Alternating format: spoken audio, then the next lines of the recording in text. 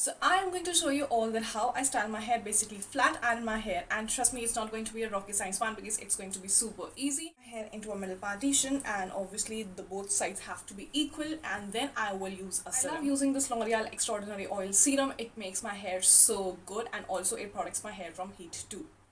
Pouring in 3 to 4 drops for each side, and I'll come back. Now using this white toothed comb, I like to brush my hair, and also I prefer doing it after applying serum because it just makes the whole detangling procedure very easy. One side of the hair has to be pulled back, so I'm just tying up my hair in a ponytail. Now taking a chunk of my hair from the back of my ear, I will be just sectioning it out and rotating the rest in a claw clip. Then I'm going to use my preheated straightening machine, and I am just going to start with the procedure,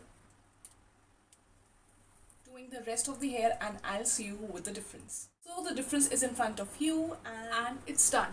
Let me know if you want to see more such tutorials of other sort of hairstyling. I will surely do it for you. Bye.